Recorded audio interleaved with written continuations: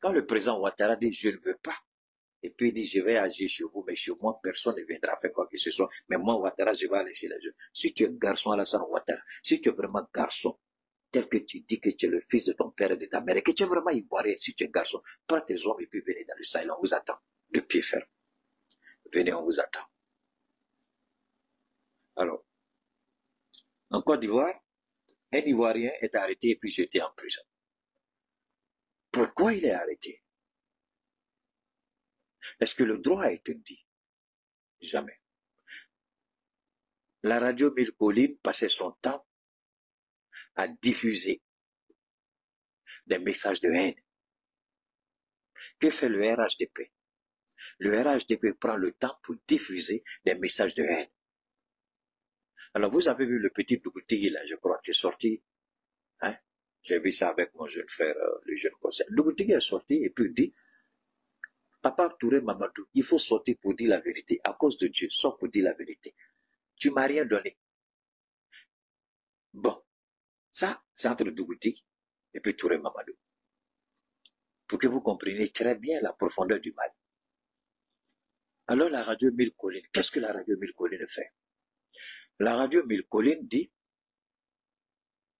abattez les grands arbres. Ce sera le signal. La radio Mille Collines dit, c'est eux qui ont collaboré avec le colon. C'est eux qui ont collaboré avec les Blancs. La radio Mille Collines dit, il faut les abattre, il faut les détruire.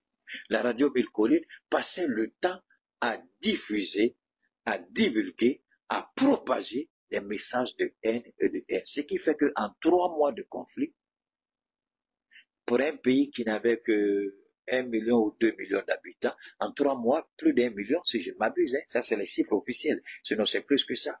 C'est-à-dire plus de la moitié de la population a été exécutée à la machette. Même pas au fusil, à la machette.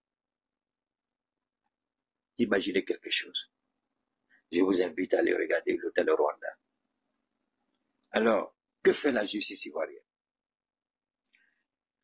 Le RHDP détruit les maisons. Moi, je parlais avec mon neveu, qui fait la livraison du produit d'Amsa, que vous connaissez, enfin certains connaissent, Ahmed. Il dit lui-même, il est dépassé, parce que lui, là, c'est un fervent soutien d'Alassane Ouattara. Moi, je n'ai aucun problème dans ma famille. Moi, dans ma famille, il y a plein de gens qui soutiennent Alassane Ouattara. Aussi bien au Mali qu'en Côte d'Ivoire. Mes connaissances, tout plein de gens le soutiennent. Mais aujourd'hui, tout le monde dit sincèrement, au début, on n'était pas d'accord avec toi, mais là, ce qu'il est en train de faire, franchement, il allait un peu trop loin. On va revenir d'abord sur les casses, avant de comprendre, parce que si vous ne savez pas ce qui s'est passé pendant les casses, si vous refusez de faire une liaison, une connexion entre les déguerpissements anarchiques, la destruction des mosquées, des églises, pousser les gens à aller dormir dans les cimetières, accoucher dans les cimetières, étudier dans les cimetières, si vous ne comprenez pas ça encore, alors la condamnation de Condos Mauro sera un fait naturel pour vous. Mais si vous comprenez ce qui s'est passé là-bas, alors vous allez vous rendre compte de la gravité de la situation, parce qu'une situation en politique n'intervient pas comme ça. C'est une suite logique d'événements circonstanciels dangereux pour la vie de la nation.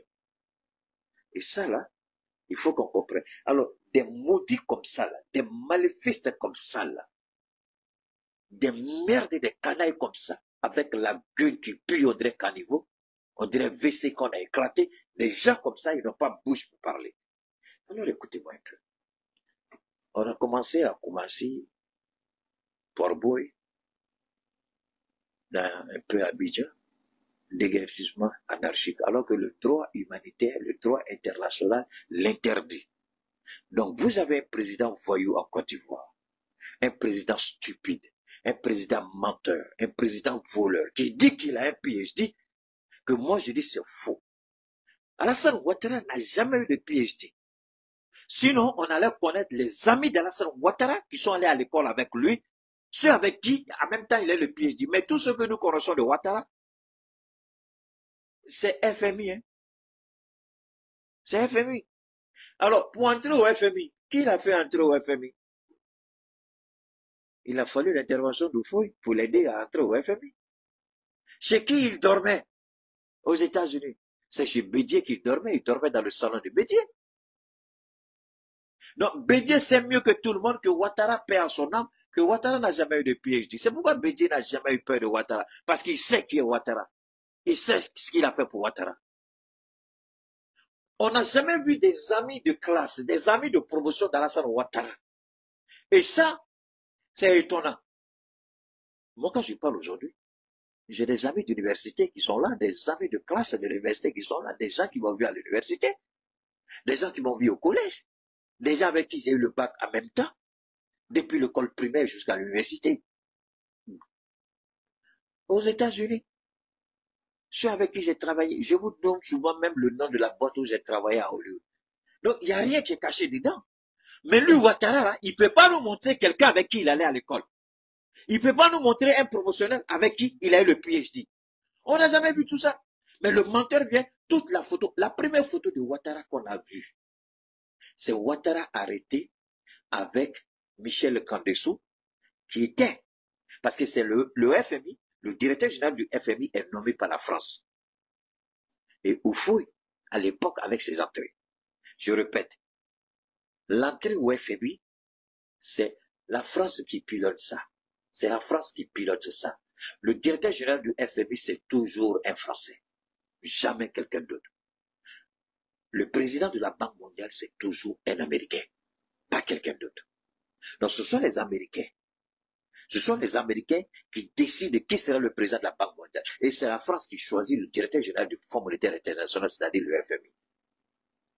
Alors, Ouattara était directeur adjoint au FMI. Mais qui l'a fait entrer au FMI? C'est Houphouët. C'est le même Houphouët qui l'a mené à la BCEAO. C'est le même Houphouët qui l'a mené à la Côte d'Ivoire. Quand Thomas Sankara avait dit, mais attends, Houphouët il a négocié avec Thomas Sankara. À l'époque, Thomas ne voulait pas. Mais comme Thomas savait tellement sur la vie de ce voyou, de ce menteur, de ce corrompu-là, ils ont dit, bon, si vous voulez que ce monsieur-là réussisse chez vous là-bas, il faut éliminer Sankara. Parce que si Sankara est en vie, ce monsieur-là ne sera rien en Côte d'Ivoire. C'est pourquoi Sankara a été éliminé.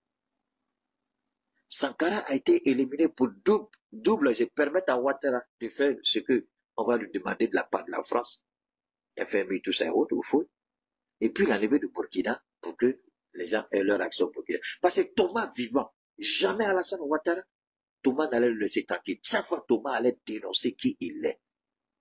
Donc, tuer Thomas Sankara faisait partie du jeu pour installer Alassane Ouattara en Côte d'Ivoire. Alors, Blaise Compaoré n'est pas encore mort, il peut parler.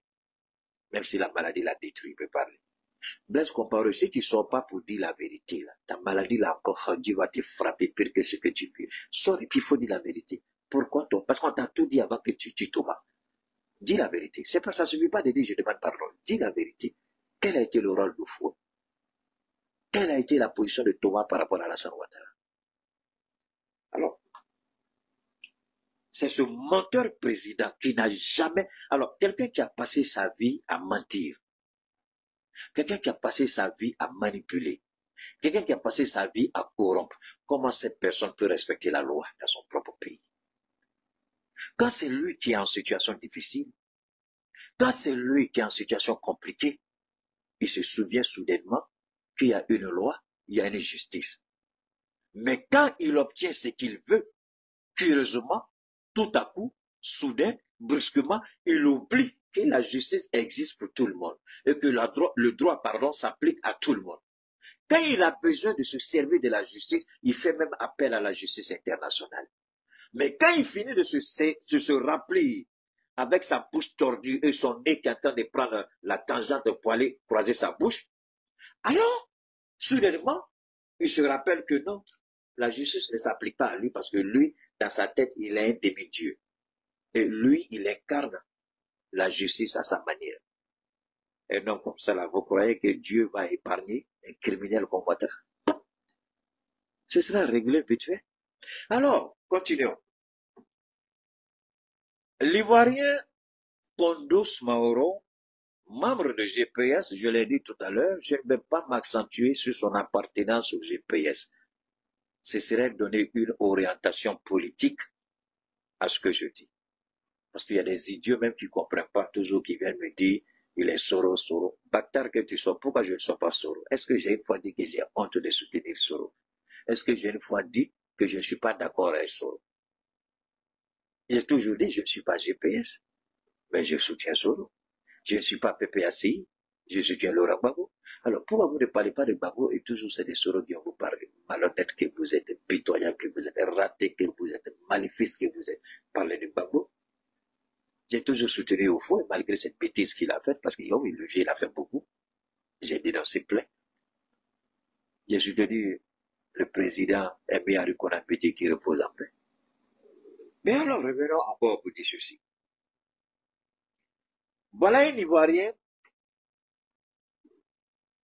interpellé pour avoir signé un document.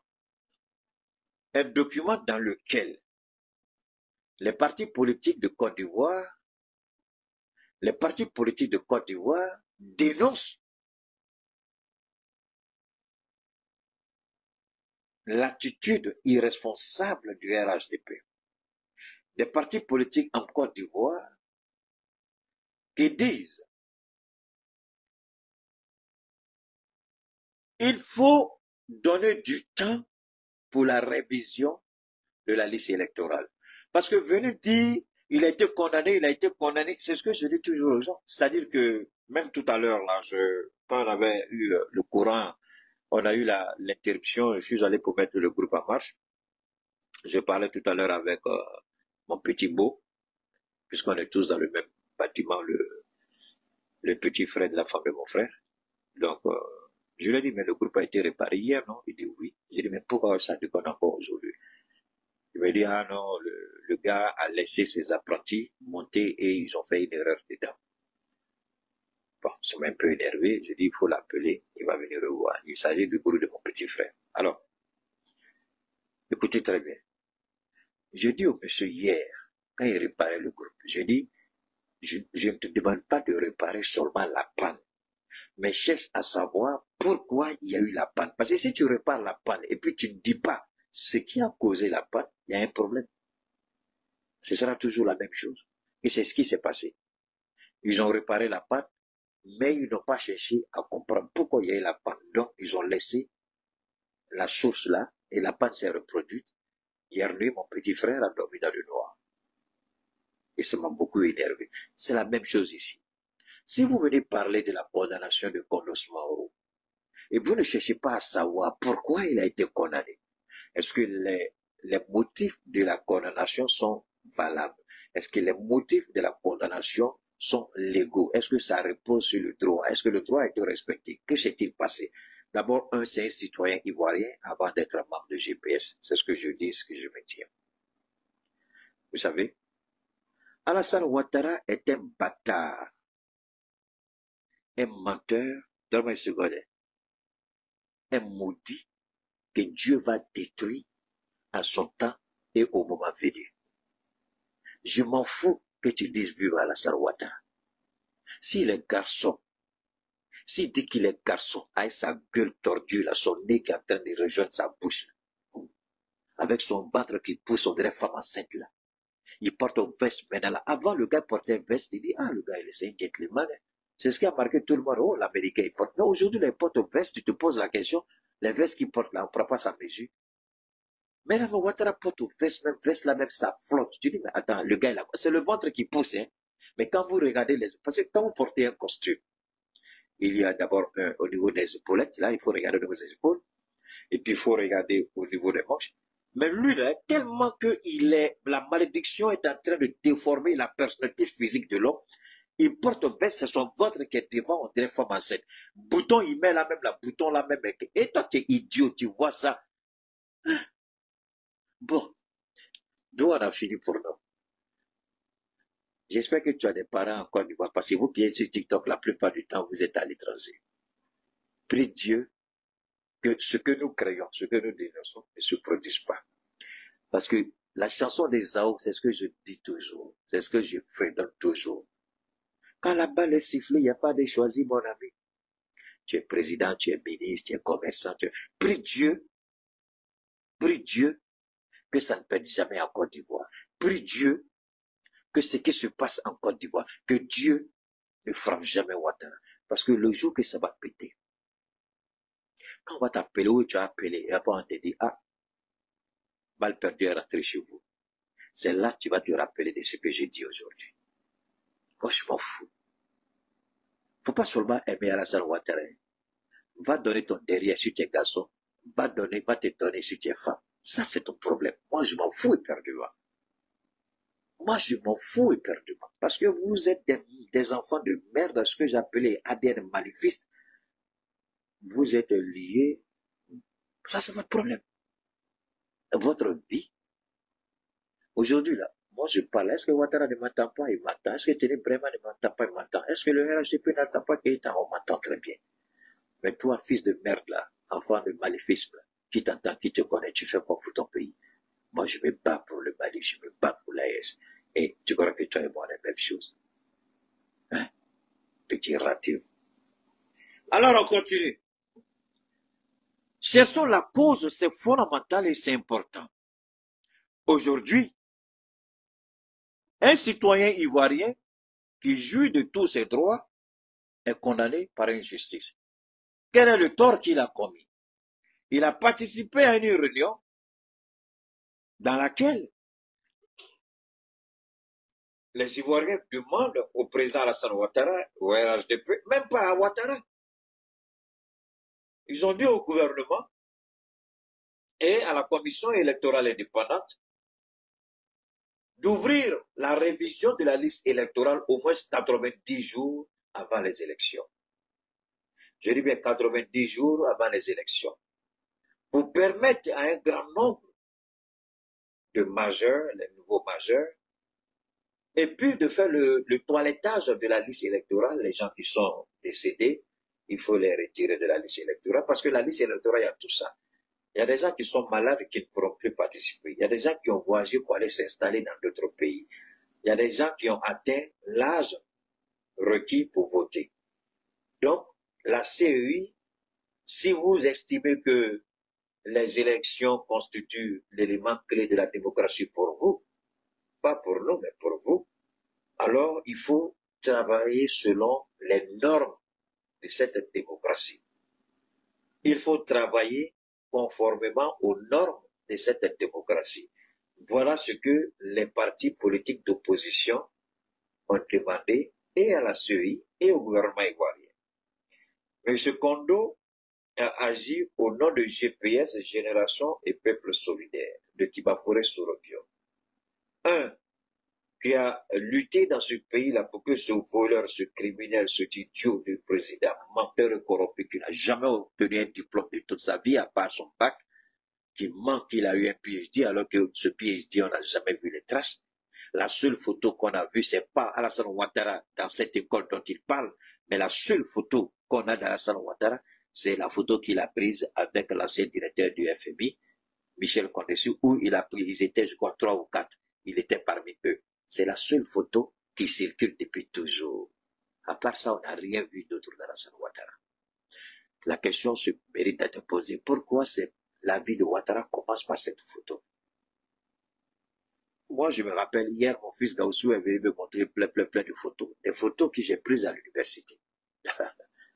Quand j'étais encore chose. Un de ces jours, peut-être, je vais vous montrer. Là, j'étais très jeune. Je vais vous montrer. J'étais un peu petit. Les gens disaient, toi, t'es trop petit, tu viens ici, c'est quoi ici? Je vais vous montrer la photo. Un de ces jours, j'étais dans une chemise. Ça, c'est bizarre, je ne vais jamais oublier. C'était une chemise. Ça faisait Africa Sport pour moi, quoi. C'était en vert et puis il y avait c'était rayures rouges. Très joli. Quand j'étais en cravate, même tous ces autres. Je peux vous montrer la photo. Alors, donc, je m'arrête là tout simplement. Pour dire qu'on n'a jamais vu cette photo, on n'a jamais vu des photos d'Alassane Ouattara dans cette fameuse université dont il parle, à Pennsylvania. On n'a jamais vu ça. On n'a jamais vu aussi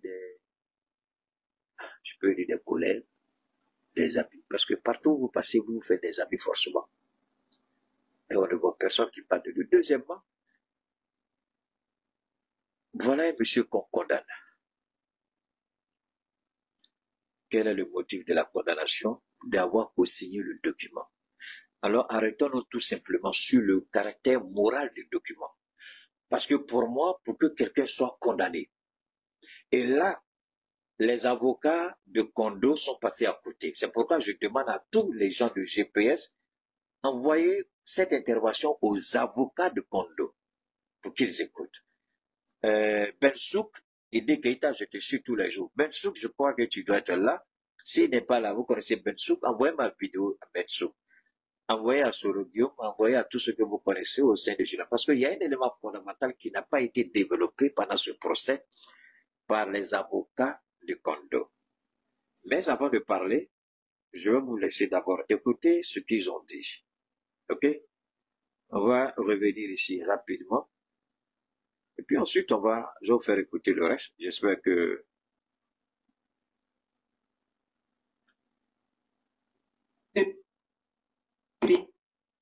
Oh. Donne-moi ici, voilà. Moi, je vais enlever ça ici. J'ai un problème avec mon truc là. On va aller directement sans, voilà, on va aller directement. Suspendu par une décision de justice prononcée en juin 2021. En effet, le 9 août dernier, Kanton Soumaoro a participé au nom du GPS à une réunion regroupant 11 partis politiques et 2 organisations de la société civile qui a donné lieu à une déclaration commune. Cette déclaration réclame des élections transparentes, la révision de la liste électorale, une nouvelle structuration de la commission électorale indépendante et un dialogue politique pour les avocats. Alors, ici, elle va parler. Ici, d'abord, regardez le pourquoi de la participation de Kondo à cette rencontre des partis politiques. Est-ce que c'était pour des actes subversifs, c'est-à-dire mettre en péril la sécurité nationale? Non. Est-ce que la participation de Kondo à cette rencontre avait pour objectif de renverser le pouvoir d'Abidjan? Non. Alors, pourquoi participer à une réunion, si on s'est dit démocrate, peut amener une telle attitude? J'ai posé la question, pas la question, j'ai fait la remarque. J'ai dit, la justice ivoirienne serait-elle devenue la radio Mille Collines du Rwanda? Cette radio qui a été à l'origine du génocide rwandais. Est-ce que la justice ivoirienne sera à l'origine d'une catastrophe en Côte d'Ivoire, d'une guerre en Côte d'Ivoire, d'un chaos en Côte d'Ivoire? Est-ce que la justice sera épargnée? C'est pourquoi je vous ai amené au Burkina. Pourquoi le Burkina est sorti pour dénoncer et demander que ces 5 magistrats qui ont été réquisitionnés soient amenés au front? Ils doivent servir. Et nul n'est au-dessus de la loi. Merci au peuple burkinabé. Alors donc, ici, de Kanton Soumaoro, leur pouvoir en cassation donnera au mouvement de poursuivre ses activités. Cependant, pour le parquet, le GPS est dissous depuis 2021 et l'appel formulé par la défense ne peut suspendre cette décision. Alors, ça d'abord, c'est le caractère technique. OK? Vous avez été suspendu, il y a eu un appel. Alors, ça c'est ce que le droit en Côte d'Ivoire dit. Si vous êtes suspendu et que vous faites appel, la décision de la justice n'est pas applicable. Tant que l'appel, ils ont fait appel à cassation, tant que cela n'est pas encore, tant que la décision n'est pas sortie, ce n'est pas. Alors voilà un président voyou, un président idiot, une justice marginalisée, instrumentalisée, une justice criminelle, dont le droit n'est jamais et n'a jamais été respecté. Ça, c'est le caractère technique. Mais alors, moi, je vais vous amener d'abord sur le caractère moral même. Sur le caractère moral. Est-ce qu'un juge dit de ce nom, s'il n'a pas un ADN manifeste, si le juge n'est pas corrompu, si le juge n'est pas un idiot? Parce que je vais vous dire une chose. Quand vous travaillez à l'école dure pour avoir votre diplôme, quand vous êtes, la plupart de tous les juges qui sont corrompus dans nos pays, c'est des juges qui n'ont pas obtenu correctement leur diplôme. Et très souvent, ce sont les femmes qui font ça. Je ne suis pas contre les femmes juges, non. Ce que je dis, dans nos États, en Afrique, dans nos pays francophones, la plupart du temps, ceux qui ont triché en classe, ceux qui ont magouillé pour avoir leur doctorat en droit, quand vous regardez, en réalité, c'est ceux-là qui sont toujours corrompus. Mais les véritables docteurs en droit, qui ont travaillé dur, qui ont bossé jour et nuit, qui ont crêché dans le noir, ils ont été piqués par les moustiques, ils ont travaillé, ceux-là, c'est rare de les corrompre. C'est rare parce qu'ils ont travaillé avec probité, honnêteté. Et eux, pour les corrompre, il faut te réveiller tôt le matin. Alors, regardez, allez fouiller, comme Christian Pi aime écouter son frère Keita, parce que je dis toujours Christian Pi, c'est mon petit, il n'a qu'à aller fouiller la vie du juge là. Je ne sais même pas si c'est une femme ou si c'est l'homme. Il n'a qu'à aller fouiller le passé de ce juge-là. Ceux qui ont rendu le jugement là, il n'a qu'à fouiller leur passé. Et puis vous allez voir les documents qui vont sortir sur eux. En général, si c'est des femmes, il y a eu le droit de cuissage pour avoir leur doctorat. Si c'est les hommes, ils ont dû faire ce que vous ne pouvez pas imaginer pour avoir. Parce qu'il faut avoir volé pour continuer à voler. Il faut avoir été corrompu. Quand vous avez un ADN maléfique, c'est ce que j'ai dit, ceux qui sont conçus dans la malédiction, qui vivent dans la malédiction et qui vont mourir dans la malédiction, ce sont ces juges corrompus. Un juge honnête, qui a été éduqué par ses parents dans la probité, l'honnêteté, ne peut jamais accepter ça. Soit ils vont dire, déchargez-moi de ce dossier, je ne peux pas. J'ai une amie, une dame, je ne dirai pas le nom. Elle dit Keita, depuis que je travaillais au Bénin, je travaillais avec honnêteté et probité. Quand Ouattara est venu au pouvoir, on m'a transmis un dossier, j'avais pratiquement fini de traiter le dossier. On a envoyé le dossier, je crois, c'était au ministère de l'économie et des finances, et c'était Kabanyali qui était ministre délégué auprès de Ouattara, lui-même qui était ministre de l'économie et des finances et président de la République. Elle dit, quand j'ai envoyé le dossier, ils m'ont ramené le dossier en me disant que non, la société qui a été retenue, que c'est pas celle-là, qu'il faut donner le contrat au fils d'Alassane Ouattara. Elle dit, quoi? Elle dit, mais regardez les propositions qu'ils font. Ça, ils vont tuer la Côte d'Ivoire. Elle dit, bon, comme moi, mon éducation ne me permet pas ça, et que dans quelques jours, moi, je vais aller à la retraite, je vous demande pardon, déchargez-moi de ce dossier et puis donnez à quelqu'un d'autre. La femme a été déchargée du dossier, la personne à qui ils ont donné, le lendemain, il a donné le contrat au fils d'Alassane Ouattara. Voilà la réalité de la Côte d'Ivoire, c'est ce que je me dis à expliquer aux gens. Voilà la réalité, voilà ce qui se passe. Alors, ces juges-là, vous croyez que quoi? Ça, c'est des juges qui sont nés dans la malédiction, dans la perversion. Alors, je dis, ce n'est pas parce que vous êtes né dans une famille dont les finances sont modestes, dont les parents ont eu du mal à soutenir votre éducation, et que ce n'est pas parce que les parents étaient économiquement faibles que vous devez être avide, idiot, irresponsable et croire que vous allez amasser une fortune. Tous les juges de Côte d'Ivoire et dans le monde qui rendent des jugements iniques et cyniques contre le droit, wallahi billahi, on est vendredi, il pleut au Mali. Dieu sera sans pardon et sans pitié pour vos familles. L'argent que vous allez prendre avec les pouvoirs publics. Regardez la fin de la plupart des ministres qui étaient en charge de la justice. Regardez les anciens ministres de la justice. Des présidents qui sont morts ou des anciens. En tout cas, regardez ces anciens ministres de la justice. En Afrique. Regardez leurs faits. Regardez comment leur famille vit. Regardez leurs filles et leurs enfants. Si le garçon n'est pas drogué, la fille est devient prostituée. Parce que l'argent que vous avez eu, vous avez volé, passé à commettre les justices, les justices, les justices. Et ça, ces juges-là, ils croient qu'ils font du tort à la Côte d'Ivoire. Non, je l'ai dit hier, la vie d'une nation ne s'arrête pas à un individu. Mais chaque individu qui pose un acte contraire va le payer. Soit des gens vivants, soit après lui. Sa famille, d'une manière ou d'une autre, va payer.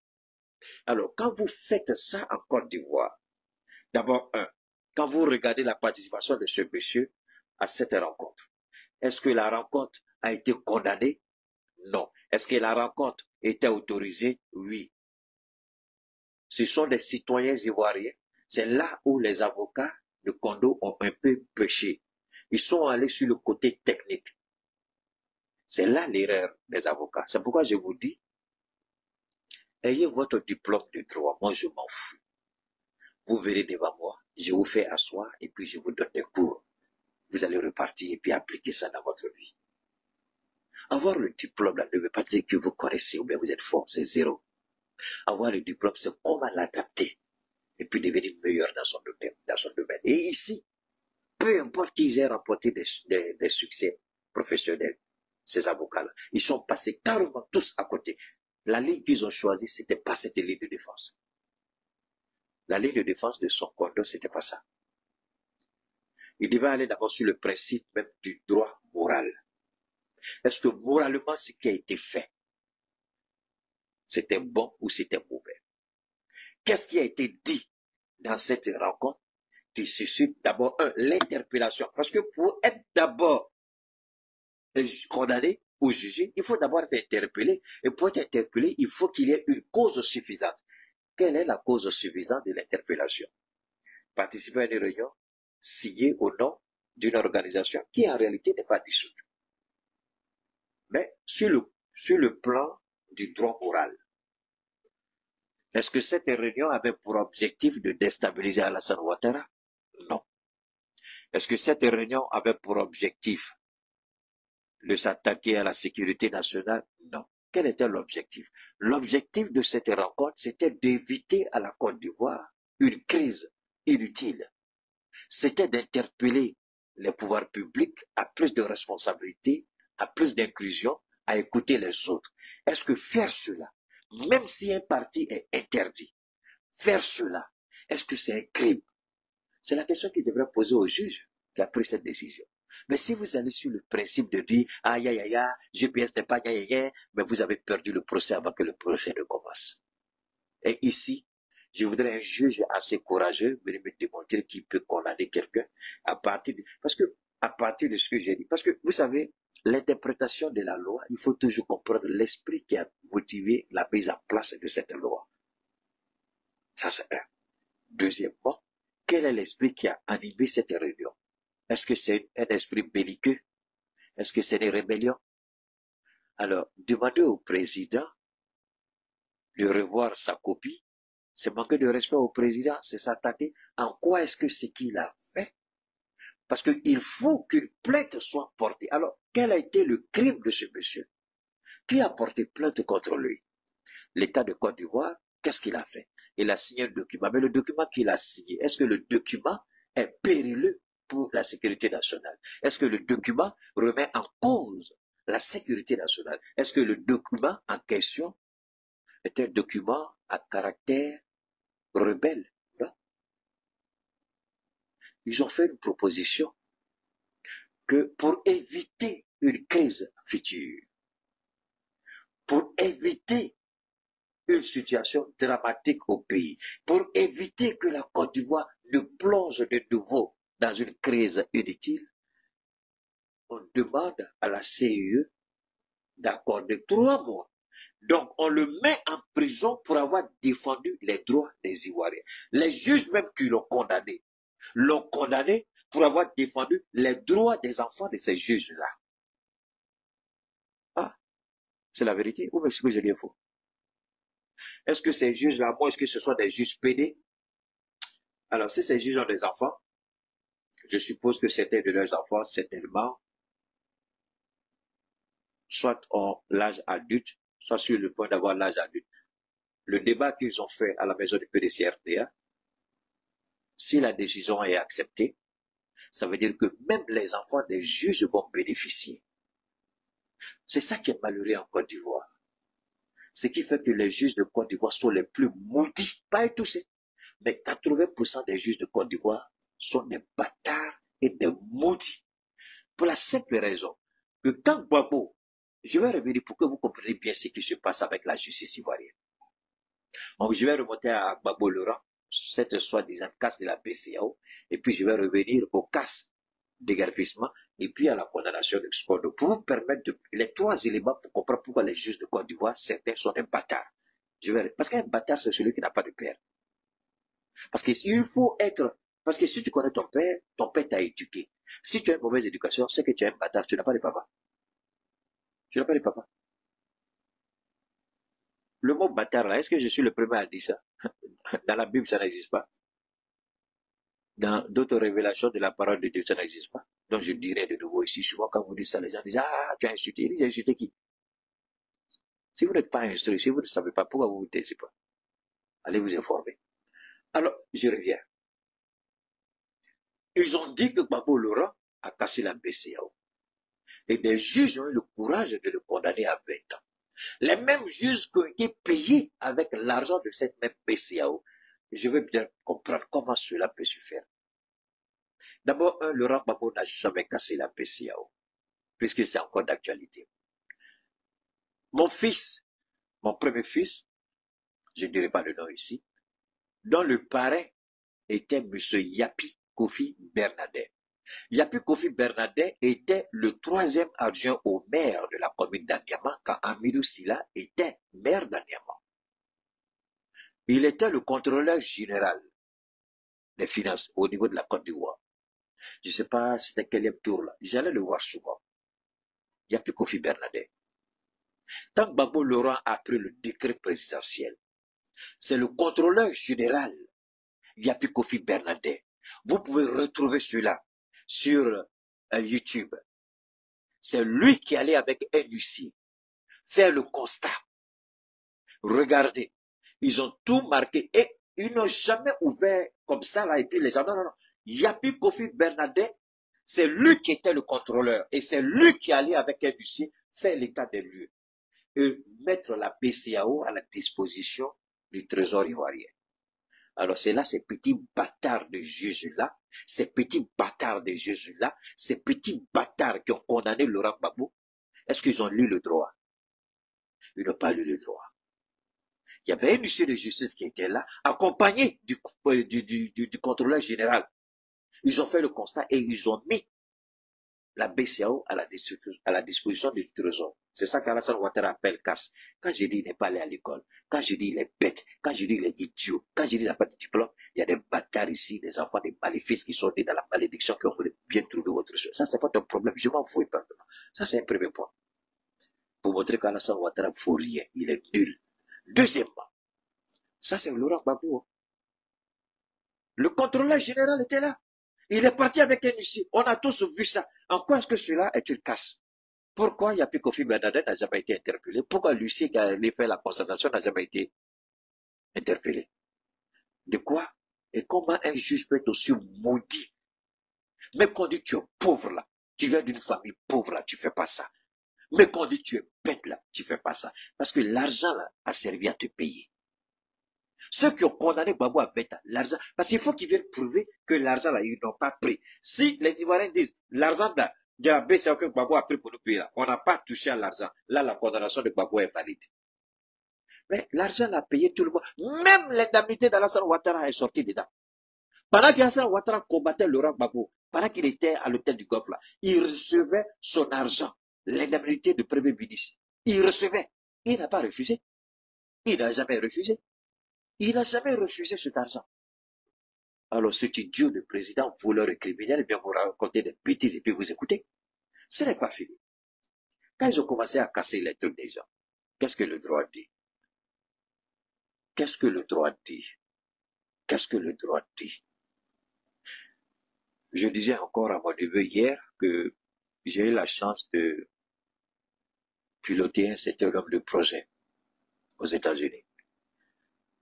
Et la plupart des projets, avant de les exécuter, si ce sont des projets à caractère public, d'abord le gouverneur de l'État de la Californie saisit le maire de Los Angeles. Et le maire de Los Angeles, ils ont des représentants dans des différents secteurs. Ils sont interpellés, ils font des réunions publiques. Voilà ce que on veut réaliser dans telle ou telle région, ici dans votre secteur. On attend vos observations et remarques. Donc, les riverains viennent participer à cette réunion pour dire on est d'accord ou on n'est pas d'accord. Et ceux qui disent ils ne sont pas d'accord, ils avancent leurs opinions. Maintenant, ceux qui vont faire le projet, ils viennent avec une équipe de la mairie pour expliquer le bien fondé. c'est après que tout le monde soit d'accord, que exactement la somme qu'il faut pour dédommager ceux qui vont perdre leur maison, dédommager ceux qui sont locataires, parce qu'il y a locataires et puis il y a propriétaires de maison. Les maisons que les gens ont achetées il y a 20 ans, 30 ans, peut-être à 15 000 $, à 17 000 $, le jour du projet, on ne vous donne pas 15 ou 17 $, on regarde sur le marché combien coûte la maison. La maison que je t'ai achetée à 10 000 $, sur le marché, il y a 200 000. C'est 200 000 $ qu'on vous donne. Ce n'est pas 10 000 qu'on vous donne. On vous paye au prix du marché actuel et non au prix du marché quand vous avez acheté votre maison. Après ça, on vous donne un temps. Une première fois, une deuxième fois, on n'envoie jamais un bulldozer tant que le site n'a pas été complètement et totalement libéré. Alors, quelqu'un qui prétend avoir fait les États-Unis, je suis étonné, surpris qu'il agisse comme un voyou, comme un petit microbe, parce que visiblement, Alassane Ouattara était un microbe adulte. C'est pas le petit microbe, lui, le microbe adulte. Parce que seul un microbe peut faire ça. Seul un voyou peut faire ça. Seul un brigand peut faire ça. Tu ne peux pas faire les États-Unis. Prétendre avoir obtenu le PhD. Vous n'avez qu'à regarder Tidjane Thiam, je ne le soutiens pas. Vous n'avez qu'à regarder Laurent Gbagbo qui a passé quelque temps en Occident. Tidjane Thiam qui a travaillé dans ces institutions. Mais Tidjane Thiam a un amour fou pour le respect des textes. Mais comme ce vieux-là, il n'a aucun respect pour les textes et il dit qu'il a un PhD. Posez-vous cette question. D'où vient ce PhD-là? Comment il a eu ça? Donc, on vient, on casse. D'abord, les riverains. Vous engagez des discussions avec les riverains. Vous leur expliquez le bien fondé du projet. Si éventuellement il y a un projet. Ou bien si c'est une zone à risque, vous leur expliquez le bien fondé de tout ça. Et puis ensuite, vous les accompagnez. Vous leur permettez de partir. Mais vous venez, il y a les vidéos actuellement qui sont en ligne. Vous avez vu comment ils ont fait la casse d'Abobo? Les moteurs qu'ils ont enlevés dans les magasins des gens, les moteurs sont partis où? Les pièces détachées qu'ils ont enlevées et puis ensuite cassées là, ils ont amené où? Mais Gbagbo Laurent que vous attaquez aujourd'hui là, le champion Gbagbo Laurent n'a pas fait ça. Lui, il est parti avec un dossier. Si Alassane Ouattara avait un souci pour le droit, il allait dire non. Qui est le chef de la casse d'Abobo? Bien. Cherchez des huissiers et les huissiers là vont venir avec le chef de la casse qui va désigner d'autres responsables. Et les huissiers vont marquer dans tel magasin de M. Draman, il y a un moteur, 2 moteurs, 3 moteurs, 4 moteurs, on marque l'huissier si, le gars si, on prend les moteurs, on va avec. On va dans l'autre magasin. C'est que vous envoyez différents huissiers, vous les repartissez sur l'ensemble du site. Ils viennent et puis ils prennent une note avec les responsables divins. Mais est-ce que c'est ce qu'ils ont fait? C'est pas ça. Ils ont envoyé les microbes avec les machettes, chasser les gens, enlever leur moteur, et puis, qu'est-ce qu'ils sont allés faire? Qu'est-ce qu'ils sont allés faire? Dieu seul sait ce qu'ils vont faire avec ces moteurs. Alors, vous pensez réellement que ce président-là, Dieu va le garder au pouvoir après tout ce qu'il est en train de faire subir au peuple? Alors, cela vous amène à comprendre la condamnation de Kondos Maoro. Ni avec Laurent Gbagbo, le droit n'a été respecté. Ni pendant le déguerpissement répétitif que vous avez vu, le droit n'a été respecté. Évidemment, avec Soumaoro Kondo, le droit n'est pas respecté. Parce que les juges idiots qui ont fait ça, ces maléfistes qui ont fait ça, ces maudits 1 million de fois qui ont fait ça, sont des juges qui sont pauvres, des familles pauvres, une mentalité pauvre, une fin terrible et pauvre. Il faut réfléchir. La proposition des partis politiques, est-ce que c'est un affront? Est-ce que c'est une rébellion? Non.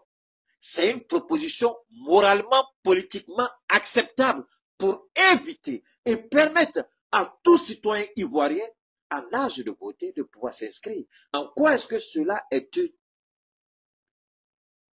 une action condamnable? Demander au gouvernement de permettre aux jeunes Ivoiriens d'être inscrits. Est-ce que c'est un crime? Voilà pourquoi je dis, la défense de Kondo est passée à côté. Ils ont focalisé leur esprit sur l'aspect technique, c'est-à-dire le GPS a fait appel. Ouattara n'a aucun respect pour les tests. Alors il faut aller sur le volet moral avec les juges. À ce moment-là, si les juges condamnent, alors l'enfant va regarder son père rentrer chez lui à la maison comme un père indigne, qui n'a aucune moralité. Est-ce que cet homme-là, demain, peut regarder quelqu'un pour dire, il va donner des conseils, on dit, hop, hop, toi, tu ne peux pas donner des conseils à quelqu'un ici parce qu'on a vu comment tu as violé la moralité. Tu n'as aucune moralité pour nous parler. C'est clair. Quand ces genres de situations se posent, les avocats souvent doivent sortir des livres qu'ils connaissent et puis aller sur un autre terrain, amener les juges sur un terrain. Là, peut-être, vous savez qu'ils ne vont pas accepter, c'est pas ça?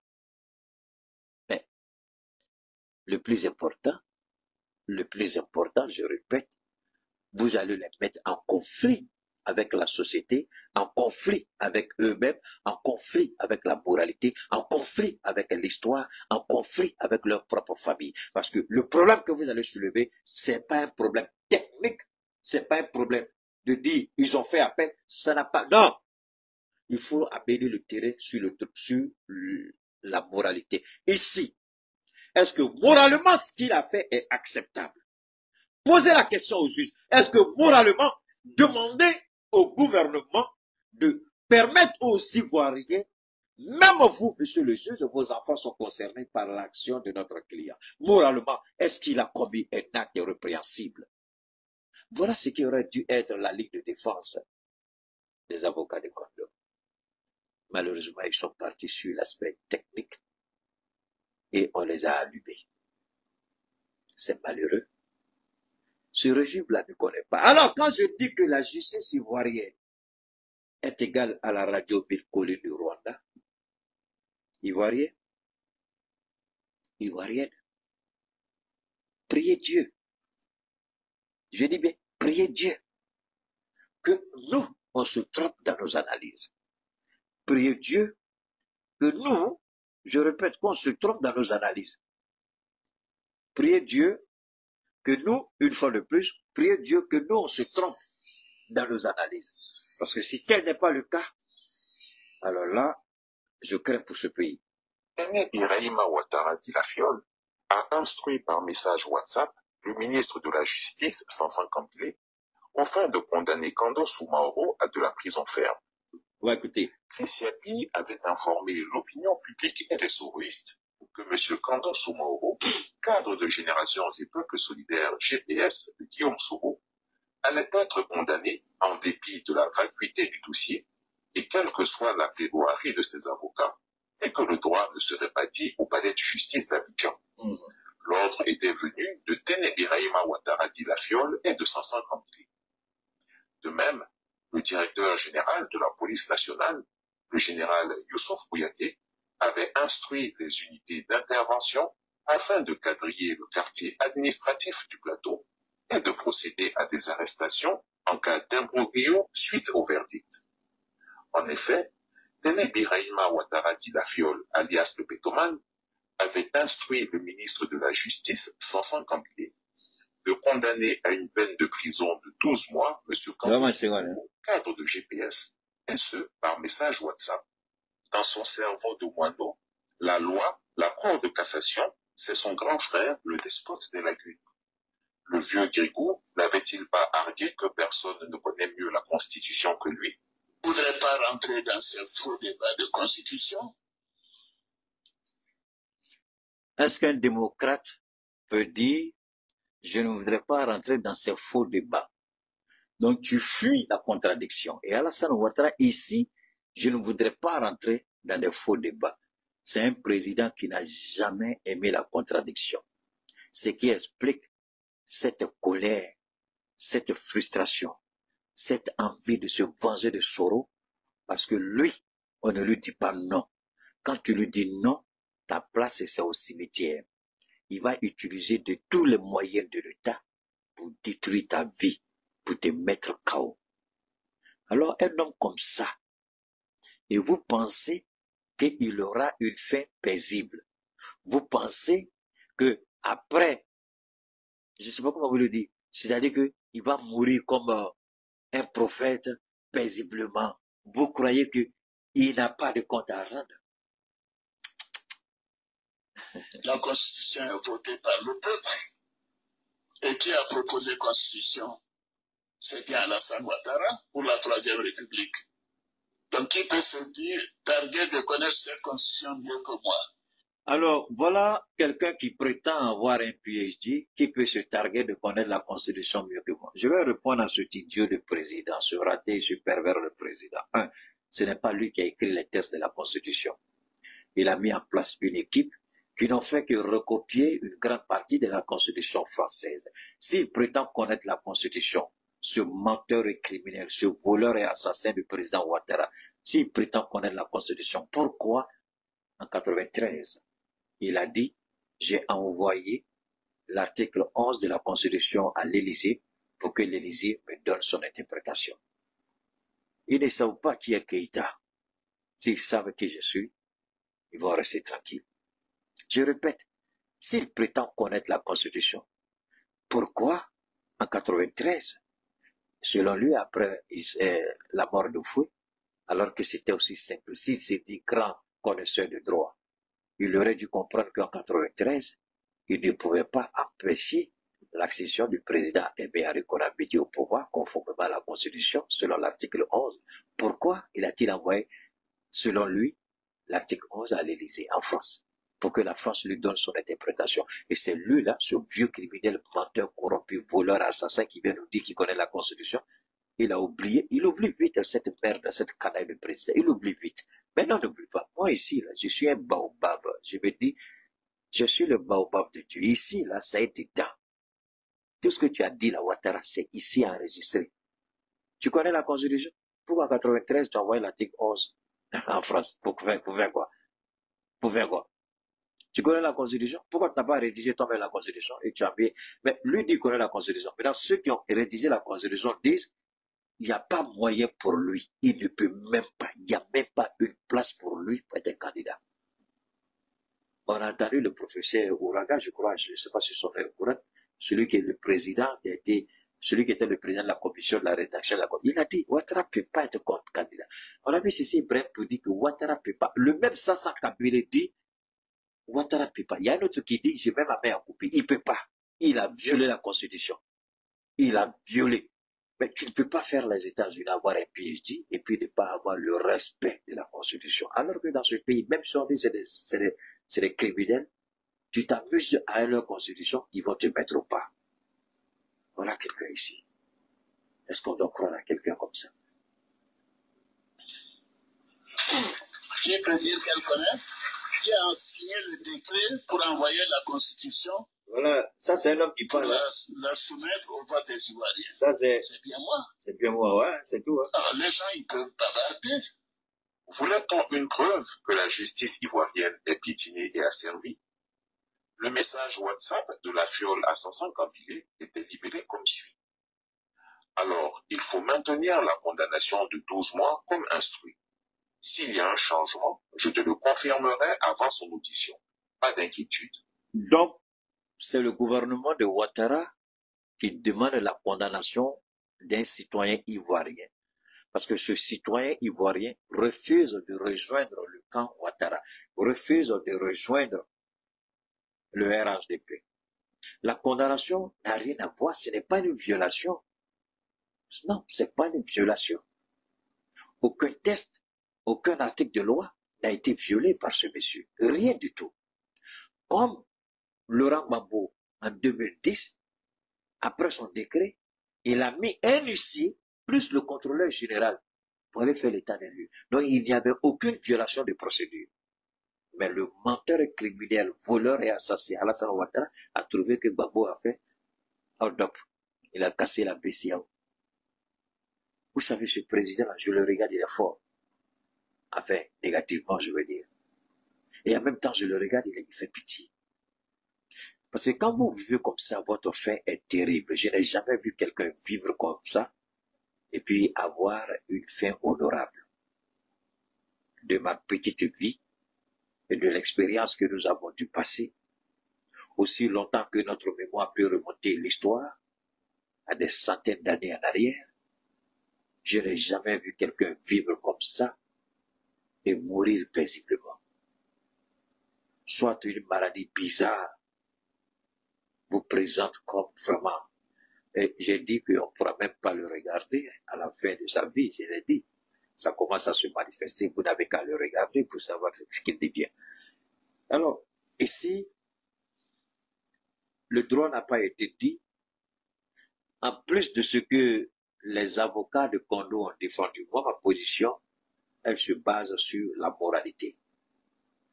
Est-ce que l'action de M. Kondo Soumaoro relevait d'une action de déstabilisation ou sur le plan du droit moral, il a bien agi pour éviter une crise? Parce que quand vous écoutez le discours de Simone Gbagbo, vous savez tout de suite que c'est pour éviter une crise à venir.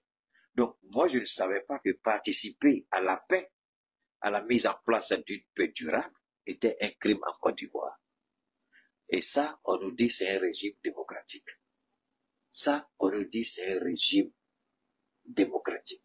Voilà la démocratie selon l'Occident. Cette démocratie-là, nous, on n'en veut pas. On n'en a pas besoin. Ça, ce n'est pas une démocratie.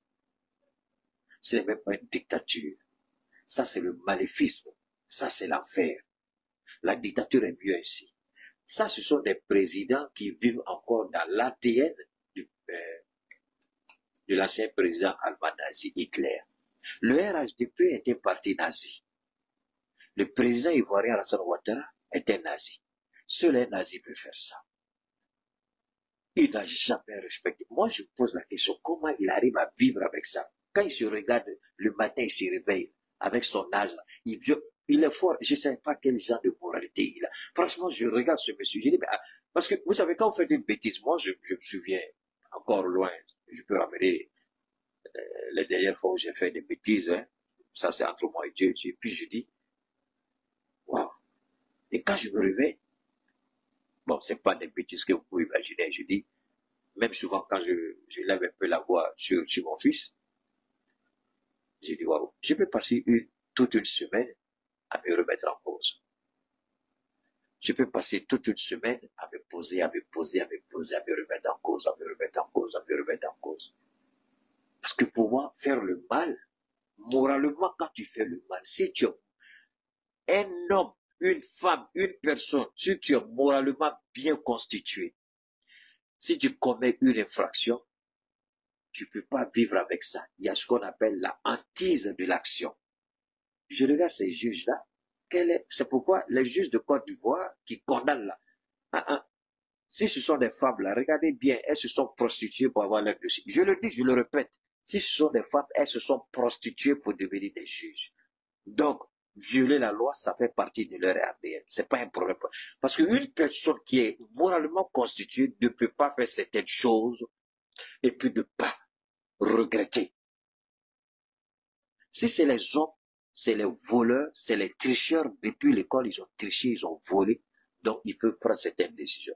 Regardez la vie d'Adou Richard. C'est un menteur, c'est un voleur. De toute sa vie, il n'a rien fait de bien. Si vous regardez le passé d'Adou Richard, vous allez être surpris. Quelle vie il a mené, quel genre de personne il était. Ces femmes qui condamnent. Quand vous les regardez de près, vous allez vous rendre compte que c'était des prostituées. Depuis le lycée à l'université, ils ont continué à se prostituer jusqu'à devenir juste se prostituer pour avoir leur poste.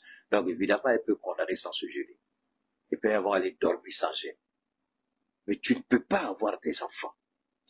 Prétendre élever tes enfants sur le bon chemin, sur le droit chemin. Leur donner une éducation de qualité. Et puis toi-même, tu es médiocre dans ton travail. Toi-même, tu violes tous les principes élémentaires de la bonne conduite, de la bonne moralité. Mais attends, quand tu violes le droit élémentaire, tu donnes quel conseil à tes enfants? Qu'est-ce que tu peux donner à tes enfants? Quel conseil ces juges-là, qui aujourd'hui instrumentalisent la justice, qui aujourd'hui ne respectent pas le droit, aucunement la morale, quel conseil peuvent donner à leur famille? Ils ne peuvent pas. C'est la réalité de la Côte d'Ivoire. Est-ce que ce sont des médiocres que nous avons comme juges? Est-ce que ce sont des voleurs que nous avons comme dirigeants politiques? Est-ce que ce sont les criminels qui sont? Et c'est eux qui sont prêts à parler, c'est eux qui sont prêts à attaquer les autres pays. Mais alors que chez eux-mêmes, il y a un sérieux problème de moralité, de probité, d'honnêteté. Comment on peut faire ça? Je vous laisse apprécier